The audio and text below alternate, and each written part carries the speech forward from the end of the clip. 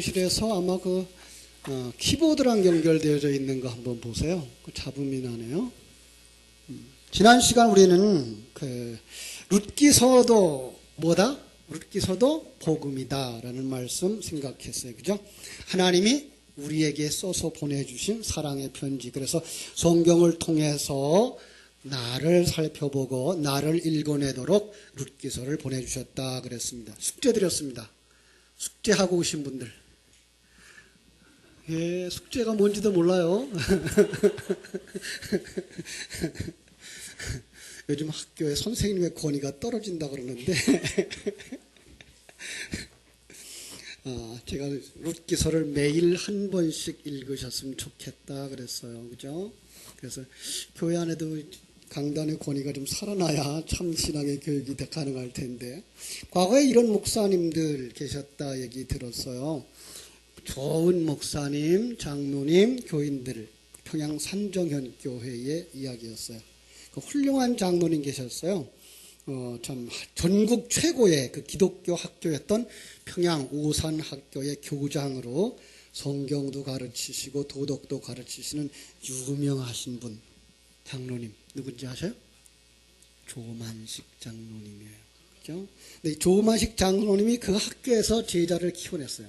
제자를 키워낸 그 제자 가운데에 아주 훌륭한 분이 계셨는데 주기철 목사님. 근데 그 주기철 목사님이 바로 그 조만식 장로님이 섬기는 그 교회의 담임 목사로 오셨어요. 그래서 주 목사님이 그 교회를 이끌고 있는데, 어느 날 조마 장로님이 바쁜 일이 있어 예배에 지각을 했어요. 얼른 몰래 들어와 뒤에 딱 앉으려고 그러는데 그걸 누가 봤어요? 강단에 있는 사람 다 봐요. 아무리 몰래 하려고 그래도 다 봐요. 보고서 어떻게 했을까요? 장로님 지각하셨으니까 오늘은 저 예배당 뒤에 서서 예배를 드리십시오. 자기를 키워주신 스승이고 한 1000여 명 되는 교인들이 다 존경하는 그러한 장로님인데, 그 장로님에게 그렇게 요구를 했어요. 놀란 건 장로님이 아니고 교인들이죠. 야, 이거 어떻게 될 것인가 그랬어요. 근데 장로님 이제 그 젊은 목사의 야단을 듣고서 저 뒤에 가서 서서 1시간 예배를 다 드리고 조용히 앞으로 나와서 성도들 앞에 이렇게 말을 했어요. 장로로서 예배에 지각한 것을 회개합니다.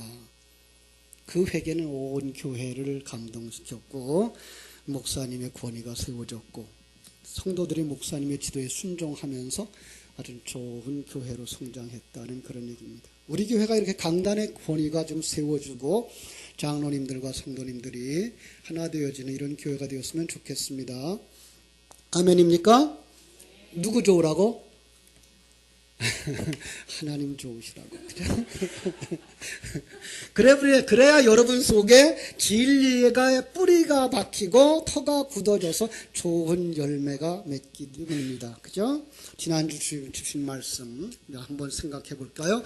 지난주에 주인공들이 몇 사람 나왔어요. 그죠? 사람들의 이름. 남편의 이름이 엘리멜렉. 그죠? 그 다음에 아내의 이름이 나오미. 그 다음에 아들의 이름이 말론과 기론. 자, 이 사람들이 성경에 나올 때 두 군데서 나와요. 한 군데에서 어디서 나오는가 하면은 베들레헴. 자, 베들레헴에 있을 때의 이 여자예요. 그죠? 이 여자에게 있어서의 남편은 누구의 역할일까요? 여기가 떡집이고 천국이에요. 그죠? 그럼 거기서의 이 여인에게 있어서 남편은 누구의 상징이에요? 하나님의 상징이에요. 예. 이럴 때에 그 여자는 누가 되어져요? 하늘나라를 유업으로 받을 장자가 되는 거예요. 그래서 그게가 바로 이 아들의 모습인 거예요. 그런데 타락하고 어디로 가죠? 모압으로 내려가요. 자, 모압으로 내려간 그 여인. 여기도 똑같이 여인이에요. 그죠? 자, 모압으로 내려간 그 여인의 남편은 누굴까요? 이거예요. 하나님으로 보지 마시고 여기서는 대조를 이루고 있는 사단, 세상이에요. 나예요. 예. 자, 성경 속에 아들이 둘이 나와요. 그런데 하나님이 기뻐하는 아들과 하나님 기뻐하지 않는 아들이 나와요. 어디서 봤어요? 아브라함의 집에서 봤죠? 아브라함의 집에 자녀가 아들이 처음에 둘이 등장하죠. 하나는 이스마엘과 이삭이에요. 바꿔 써야 되겠다. 위치를. 그죠? 하나님이 기뻐하는 아들은 바로 이거 잘못 썼네요. 또 바꿔 써야 되겠네. 여기가 지금 천국의 베들레헴을 상징하니까 그죠? 여기가 이삭이고 여기가 이스마엘이 되겠죠? 예. 이스마엘은 하나님 뭐라 그래요? 내어 쫓으라 그러죠? 내어 쫓아야 되는 거예요. 바로 그런 그림을 우리가 보시면서 넘어가야 되는 거죠. 자, 그러니까 이 모압 땅에서 나오는 엘리멜렉과 나오미와 말론과 기론의 상태는 타락한 내 모습이에요. 이게 타락한 나의 모습. 그렇습니다. 타락한 내 모습. 자칭 하나님이라고 하는 자를 내 남편으로 삼고 사는 거예요. 자칭 하나님이라고 하는, 하나님을 모방한 사단이죠. 성경은 이 그림을 상당히 많이 그려주고 있어요. 그 다음에 아들들도 어떤 아들들이에요? 자칭 아들이라고 생각하는, 특별히 하나님의 아들이라고 생각하는, 이렇게 말하면 어디가 생각나야 되죠? 창세기 6장, 그죠? 창세기 6장에 보면 하나님의 아들들이 사람의 딸들을 아름다움을 보고 취하여 자기의 아내로 삼았다라고 하는 거죠. 신약 성경의 이야기로 풀어보자고요. 신약 성경의 이야기로 풀어보면 이 상황이 바로 이 여인, 사마리아 여인, 그죠? 가나성에 있는 그 여인의 모습인 거죠. 그렇죠? 그는 누구를 남편을 삼았어요? 5이나 남편을 삼았던 자, 세상이고 바로 내가 주인 되어진 그 자들, 그죠? 이런 모습인 거예요. 이것이 바로 우리가 성경을 볼 때에 간음하다가 현장에서 잡힌 여인으로 볼 수도 있고, 자칭 의인인 줄 알고 살았던 니고데모와 사울의 모습일 수도 있고, 이것이 바로 아버지 집을 떠난 탕자의 모습일 수도 있어요. 이게 누구예요? 나예요. 타락했던 내 모습이 이 모습인 거예요. 이렇게 볼 수 있으면 좋겠어요. 그죠? 언제 자기가 아버지 집을 떠난 자요, 세상의 남편을 삼고 세상을 남편으로 삼고 사는 자요, 하늘나라를 유업으로 받을 수 없는 여자, 씨를 가지지 못한 여자인 게 들통나죠? 언제? 여기에 성령이 오실 때예요. 예. 성령이 오셔서 그 사람들 속에 생명을 주고 눈을 밝혀주기 전에는 자기가 이렇게 남자를 5씩이나 두고 사는 여자인 줄 모르고 사는 거죠. 그죠? 자기가 하늘나라를 유업으로 받지 못할 이스마엘이라는 걸 모르고 살아요. 자기가 우상숭배자라는 걸 전혀 인정하지 않는 거죠. 할 수가 없어요. 왜? 모르니까. 그죠? 자, 그런데 성령이 오셔서 그에게 뭘 주셔요? 하나님의 생명을 주셔요. 어떤 생명? 하늘나라 생명을 주셔요. 그죠? 하나님이 하늘나라 생명을 주셔요. 그죠? 자, 눈을 열어주셔요. 그걸 갖다가 요한복음에서는 성령이 오시면 뭐 하신다고요? 뭐에 대해서 책망한다고요? 죄에 대하여, 의에 대하여, 심판에 대하여 책망하시는 거예요. 그러니까 성령이 오시면 성령의 그 거울에 비추어서 너는 이런 여자야. 너는 이런 여자야. 너는 지금 이런 결과를 낳을 수밖에 없는, 쫓겨날 수밖에 없는, 지옥에 갈 수밖에 없는 존재야를 가르쳐 주는 거예요. 아, 그것이 뭐예요? 내가 과거에 그런 사람이었구나. 나는 하나님의 나라를 유업으로 받을 수 없는, 씨를 가지지 못한, 진리를 가지지 못한, 그냥 그대로 살다가는 어디에 들어가요? 지옥에 들어갈 수밖에 없는 존재였구나 라고, 그걸 갖다가 간음했던 여자, 소경이었구나 라고 말씀하게 되는 거예요. 그게가 이제 모압에서 남편과 2 아들을 살고 있는 거예요. 자, 이게 탕자의 모습과도 같은 거예요. 탕자가 돼지우리간에 가서 살고 있었어요. 그죠? 그런데 그게 돼지우리간 것을 언제 알아요? 성령이 오시면. 성령이 오시면 그제까지 자기가 돼지처럼 살았네. 누구 배를 채우려고? 자기 배만 채우려고. 그리고 만들어낸 게 다 뭐예요? 배설물. 그걸 알고 그때부터 누구의 집으로 돌아갈 생각을 해요? 아버지 집으로 돌아갈 생각을 하는 거예요. 그래서 오늘 본문에도 그들이 그 속에서 은혜를 받은 역사가 일어나는 거예요. 은혜를 받고 나니까 그가 뭘 들어요? 응? 베들레헴에 하나님이 양식을 주셨다라는 소식을 듣고 이제 돌아갈 마음이 생기는 거예요. 그렇습니다. 자, 6절 볼까요? 그 여인이 모압 지방에서 여호와께서 자기 백성을 돌보시사 그들에게 양식을 주셨다 함을 듣고 이에 두 며느리와 함께 일어나 모압 지방으로 돌아오려고 하였다라고 말씀하고 있는 거예요. 자, 그때는 처음 그 베들레헴을 떠날 때는 왜 떠났죠? 흉년 때문에 떠났어요. 그죠? 그런데 지금은 뭐예요? 풍년이 왔대요. 그거 룻이 살던 시대의 역사적 배경으로는 정말 흉년이 왔고 정말 풍년이 왔을 거예요. 그런데 이걸 우리의 인생 속에서 느끼면 우리가 세상의 눈이 열려지는 그 순간 이 세상에서부터 살던 그들은 방송이 가족이 많네요. 그죠? 뭐까지 얘기했죠? 자, 그냥 합시다.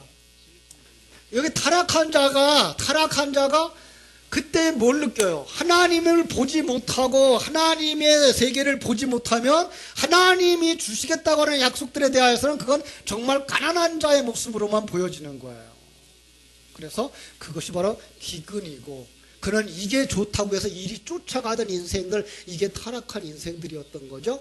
그런데 하나님이 성령을 주시자 그게 아니라 아버지 집에 양식이 많구나. 누가 본 것처럼, 탕자가 본 것처럼 이 룻도 그걸 깨달아 알게 되고 여러분과 내가 그게 생명이구나, 그게 영원한 삶이구나, 이 세상의 것이 전부가 아니구나, 가치관의 변화가 탁 일어나는 그런 그림인 거예요. 그죠?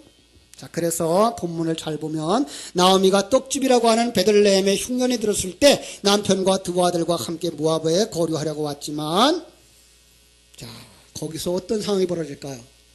남편이 죽어요. 두 아들이 죽어요. 이거는 누가 한 일일까요? 여러분, 집으로 돌아가려면, 베들레헴으로 돌아가려면 이 남편이 죽어야 돼요. 예, 이게 마땅히 죽어야 돼. 옛사람이 죽어야 돼요. 세상을 사랑하던 마음이 죽어야 돼요. 예, 그래야 하나님을 향하여 간다고요. 그러니까 우리는 세상을 사랑하고 세상 것이 전부이고 보이는 것이 전부인 것처럼 쫓아가면 보이지 아니하는 하나님의 나라에 갈 수가 없는 거예요. 그래서 남편이 죽는 거예요. 세상 것, 이 남편을 통하여서 태어난 그 아들들이 뭐예요? 이게가 배설물인 거예요. 예. 내가 만들어 놓은 것들, 내 업적들, 내 이름, 그것들이 뭐예요? 아들이었어요. 그것도 뭐 해야 돼요? 버려야 되는 거예요. 이런 부분들을 우리가 알아야만 돼. 이걸 그래야만 어디로 갈 수 있어요? 아버지 집으로 갈 수가 있는 거예요. 자, 그런데 이제부터 또 새로운 이야기가 시작되어져요. 이제 나오미가 며느리 둘을 데리고 가요. 그죠?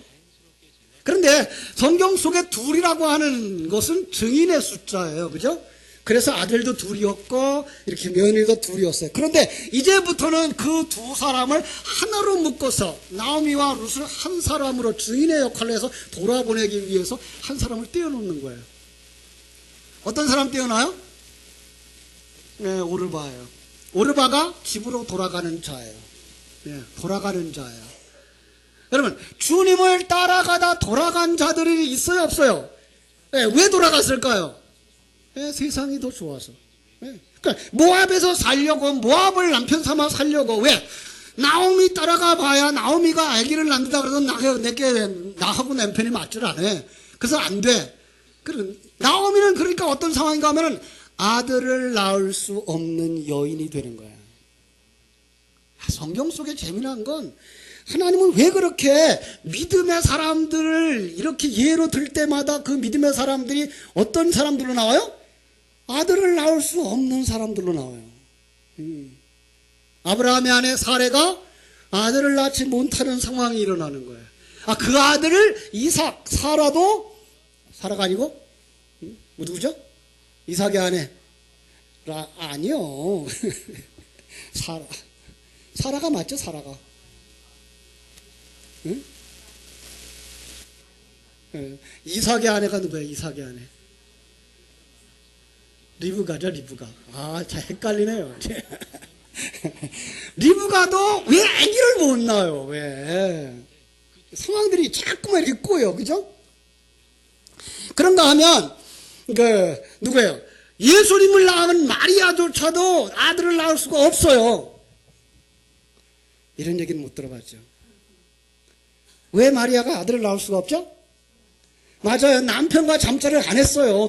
어떻게 아기를 낳아요? 낳을 수 없는 거죠. 바로 이런 모습이에요. 그런가 하면은 사무엘을 낳은 한나, 세례 요한을 낳은 엘리사벳, 그죠? 이 모두가 다 아들을 낳을 수 없는 상황으로 나와요. 묘하죠? 예. 그건 뭐예요? 스스로 하나님의 자녀라고 하는 아들이 될 수가 없다는 거예요. 거기 반드시 누가 들어와야 돼요? 예, 하나님의 진리가 들어와야 되고, 하나님의 생명이 들어와야 되고, 하나님의 씨가 들어와야만 되는 거예요. 그죠? 자, 그런데 사람들은 그걸 몰라요. 그죠? 이 역사 속 이야기에만 꽉 묶여버리는 수가 너무나 많아요. 역사 속 이야기에 묶여버리면 하나님의 세계가 보이지 않는 거예요. 그걸 갖다가 소경이라 그러는데 세상 사람들은 자기를 소경이라고 여기질 않아요. 그죠? 그래서 소경이라고 여기하지 않는 사람 누가 있었어요? 요한복음 9장 39절에 보니까 바리새인들이 그러죠. 그죠? 예수님이 뭐라 그래요? 내가 심판하러 이 세상에 왔으니 보지 못하는 자들은 보게 하고 보는 자들은 소경이 되게 하려 함이니라 그랬더니 바리새인 중에 어떤 사람이 뭐라 그래요? 우리도 소경인가 그래요. 예수님 뭐라 그래요? 너희가 소경인 줄 알았더라면 죄 없으려니와 본다고 하니 너희 죄가 여전히 있느니라. 다른 말로 말하면 그걸 죽은 자, 잠자는 자 이렇게 말하는 거예요. 여러분 어떤 사람이 죽은 자입니까? 하나님의 생명이 없는 자. 더 쉽게 말하면 뭐가 없어요? 성령이 없는 자, 진리가 없는 자. 예, 바로 하나님의 생명이 없는 자.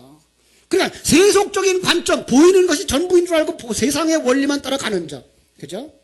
그들은 하나님에 대한 인식이 없어요. 하나님의 일함에 대한 인식이 없어요.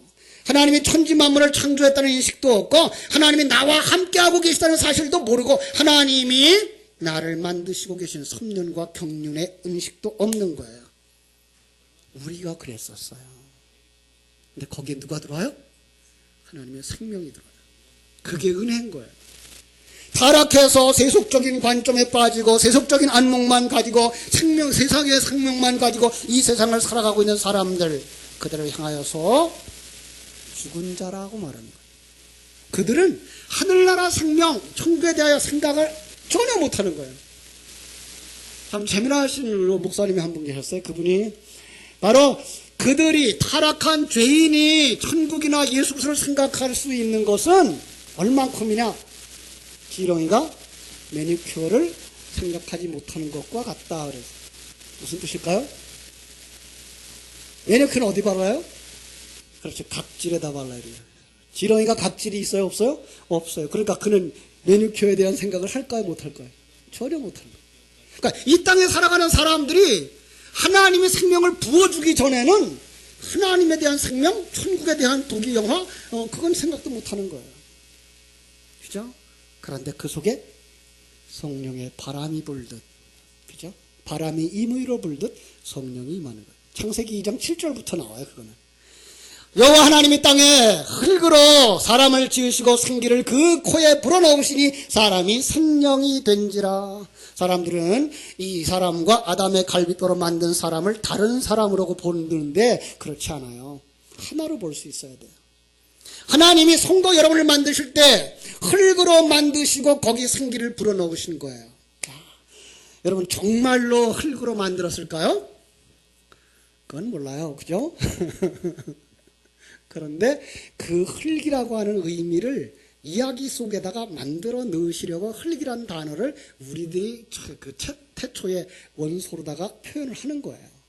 그래 놓고 그 흙은 뭐예요?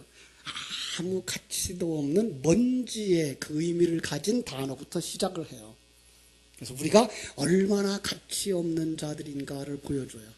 그리고는 나중에 타락했을 때 그걸 갖다가 타락은 누가 시켰어요? 뱀이 시켰다 그러죠. 그러면 그게 사단이죠. 그래서 사단에게 타락하였기 때문에 그러하여금 평생 배로 기어다닐지니라 그래요. 배로 기어다니는 존재가 뭐예요? 배로 기어다니는 존재. 배로 기어다니는 존재는 땅에 속한 자, 이런 의미예요. 그래서 죽은 자, 잠자는 자, 앉은 뱅이 다 어디에 속해 있어요? 땅에 속한 자들이에요. 그에게 뭘 줘요? 너는 흙이니? 너는 사람이 흙이 되죠. 너는 흙이니? 흙으로 돌아갈지니라 이렇게 놓아요. 그 다음에 뱀 보고 뭐라 그래요? 너는 평생 흙을 먹을지니라 이렇게 해서 인간이 타락하자 사단에게 먹혀졌구나를 알게 하는 거예요. 뭐 타락하자마자 다시 말하면 더 쉽게 말하면 이 땅에 태어나는 그 순간 우리는 사단의 속성에 그냥 빠져버린 자로 출현하는 것, 이것이 바로 흙인 거예요. 그런데 거기에 누가 들어와요? 하나님의 생기가 들어오는 거예요. 그러면 뭐가 보여요? 죄가 보이고 의가 보이고 심판이 보이고, 그게 뭐가 보여요? 아버지 집이 보이고 자기 꼬라지가 보이고 돌아가는 길이 보이고, 그죠? 이게가 바로 구원받은 자들의 은혜 받은 모습인 거예요. 그죠? 자, 에스겔서 37장에도 우리가 보면 그러죠. 10절 읽어드릴게요. 에스겔서 37장 10절. 이에 내가 그 명령대로 대언하였더니 생기가 그들에게 들어가매 그들이 곧 살아나서 일어나 서는데 극히 큰 군대더라. 하나님이 에스겔에게 명령을 해요. 뼈들아, 하나님의 말씀을 들을지어다 라고 명령하래요. 참 답답하겠죠. 여러분 보고 저 공동묘지 가서 공동묘지 죽은 자들한테다가 복음을 전해라 그러면 갈 사람 이젠 다 가시죠. 그죠? 자, 가서 복음을 전해. 자, 근데 여기서 내가 지금 하고 싶은 말이 있어요. 자, 에스겔이 그렇게 말씀을 선포하자 뭐가 들어가요? 생기가 들어가요. 뼈들이 들어맞더니 거기에 힘줄이 오르고 핏줄이 오르고 살이 오르고 핏줄이 오르고 가죽이 덮여지더니 거기에 생기가 싹 들어가요. 자, 생기를 우리는 성령이라고 지금 묘사하고 있어요. 그죠? 근데 성령이 사람이 명령했을 때 그 명령에 따라서 가는 걸까요? 이 부분이에요. 이게 성령 운동하는 사람들이 오해하는 부분이에요. 그래서 그들은 명령 기도를 해야 된대요. 하나님 고치십시오. 성령아 고쳐라 라고 해야 성령이 일한다는 거예요. 절대로 아니에요. 자, 여기서 우리는 에스겔의 사역을 볼 수 있는데요. 에스겔의 사역이 뭐예요? 하나님의 말씀, 그게 뭐예요? 진리를 선포하는 자, 설교예요. 예. 그가 진리의 말씀을 선포하면 그 말씀이 떨어지는 그 심령에 누가 역사한다고요? 성령이 역사하시는. 그러니까 성령은 말씀을 떠나서 역사하지 않는다라는 거예요. 그래서 여기서 에스겔이 명령을 따라서 그 말씀을 전하는 것과 함께 하나님의 생명이 그들 속에 들어가는 그림이 그려지고 있는 것이지, 이게 들어가라 그랬다 그래서 성령이 따라 들어가고 들어가지 마라 그러면 안 들어가는 거 아니에요. 그렇죠? 예, 우리는 그렇게 볼 수가 있어요. 그래서 우리는 바르게 성경을 이렇게 정립할 수 있어요. 성령은 말씀과 함께 역사하신다. 성령은 말씀을 통해 역사하신다. 성령은 말씀을 떠나서 일하지 아니하신다. 믿습니까? 우리 한번 따라합시다. 성령은 말씀과 함께 역사한다. 예. 그럼 말씀을 떠나서는 역사하지 않아요. 예. 그러니까 말씀을 벗어난 성령의 역사, 이거는 우리가 조심해야 될 일이에요. 더군다나 삼위일체 하나님은 절대로 분리되어지지 않는다. 믿습니까? 그렇죠. 하나님은 절대로, 성부는 오른쪽으로 가려고 그러는데 성령은 왼쪽으로 가려고 그런다, 이런 법은 없어요.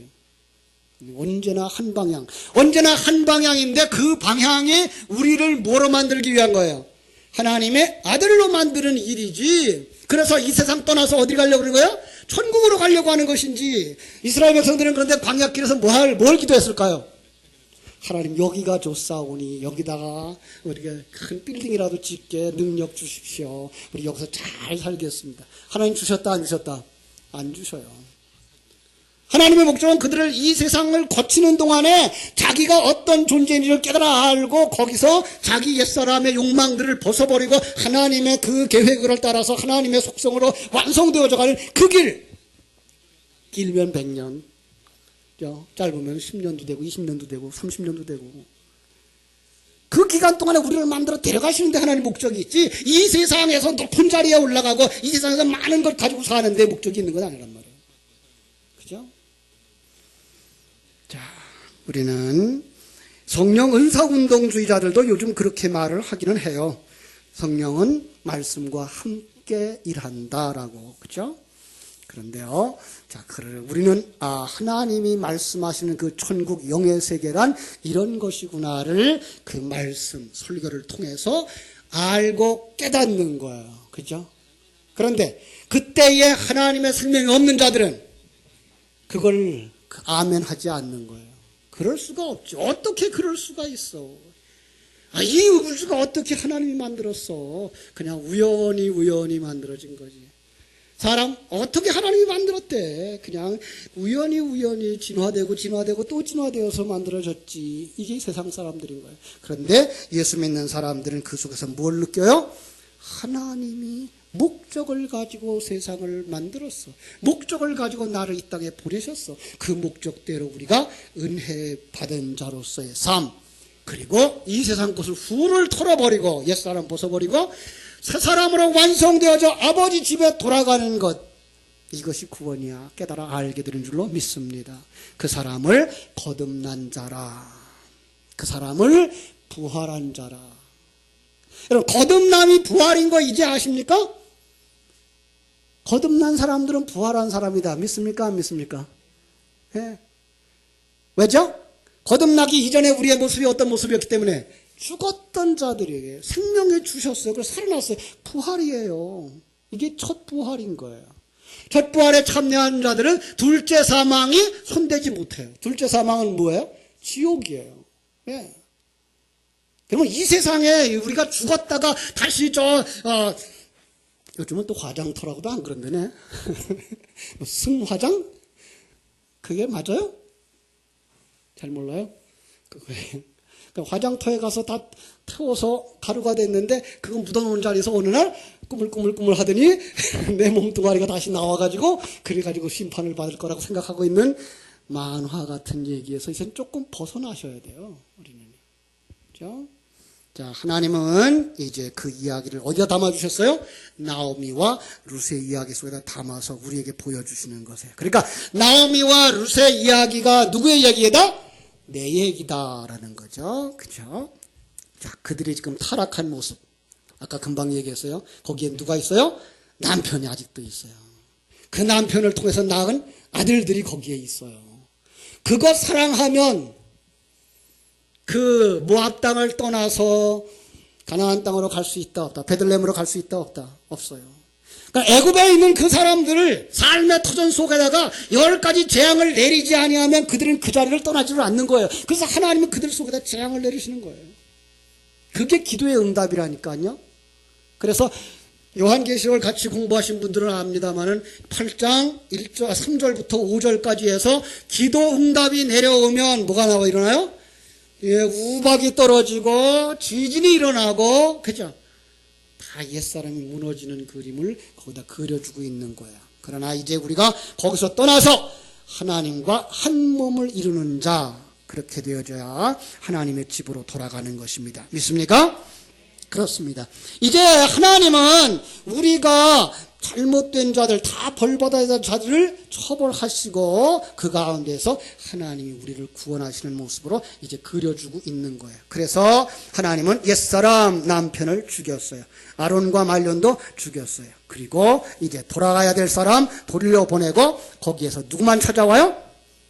예, 하나님의 말씀을 따라오는 자만 데리고 가는 거예요. 하나님의 말씀을 뭘 따라가는 사람? 내가 곧 길이요 진리요 생명이니 나로 말미암지 않고는 아버지께로 갈 자가 없다라고 말씀하시면서 나를 따라오려거든 어떻게 하라? 자기를 부인하고 자기 십자가를 지고 나를 쫓을 것이니라. 그런데 청년에게 그렇게 했어요. 누가 마태복음 19장에 부자 청년에게 뭐하고 나를 쫓아라?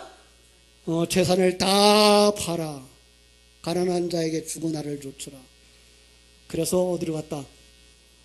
돌아갔다. 그게 누구예요? 그게 오르바예요. 그죠?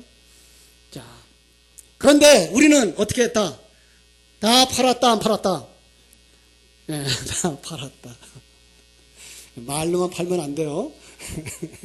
판다는 말 자체가 무엇이다? 재산권 이양이다. 그래서 그 이제까지는 내 것으로 여기지 아니하고 누구 것으로 여기고 산다? 하나님의 것으로 여기고 산다. 하나님이 내게 주신 것, 내가 살아가는 날 동안 사용하다가 이제는 하나님께로 드리고 살아가는 삶을 산다 그랬습니다.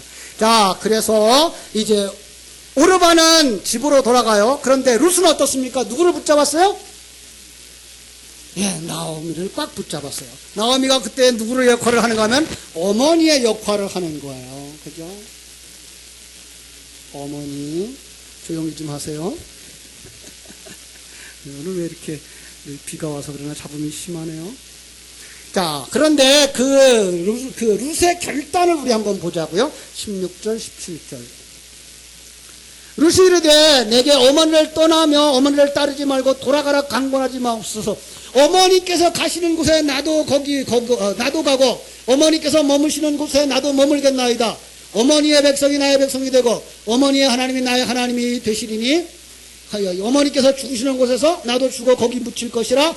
만일 내가 죽는 일 외에 어머니를 떠나면 여호와께서 내게 벌을 내리시고 더 내리시기를 원하나이다. 그래서 어머니와 룻은 두 몸이다, 한 몸이다?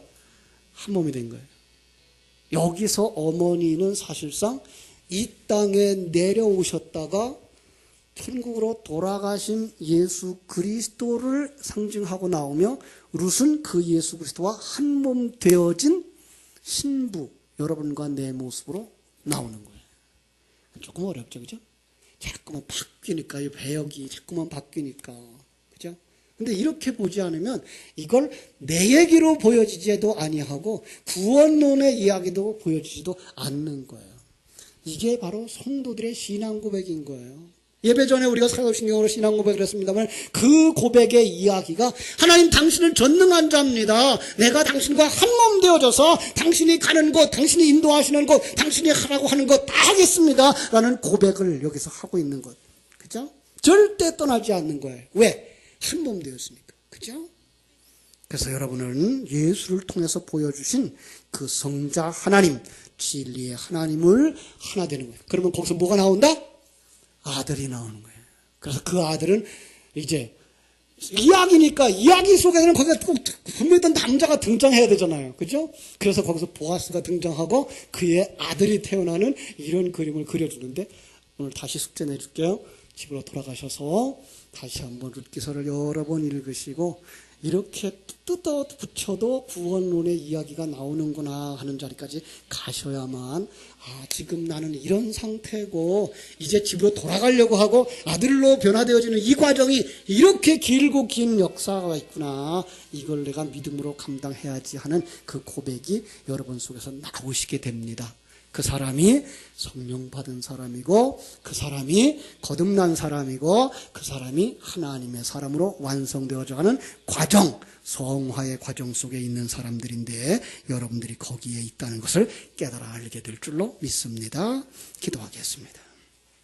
하나님 우리 아버지 크신 은혜와 사랑을 감사하옵고 감사합니다. 주님의 사랑 속에서 이렇게 룻기서를 통하여서 하나님의 계획들을 보여주시고 또 타락한 인간의 모습을 보게 하시고 그 속에서 우리들이 어떻게 하나님의 사람으로 만들어져 아들이 되는가를 보여주시니 감사합니다. 주님의 귀한 사랑으로 채워주셔서 이 귀한 진리를 생명으로 삼고 하나님이 인도하시는 그 길을 따라 천국길을 향하여 달려가는 복된 성도들 다 되게 하여 주옵소서. 예수님의 이름으로 기도하옵나이다. 아멘.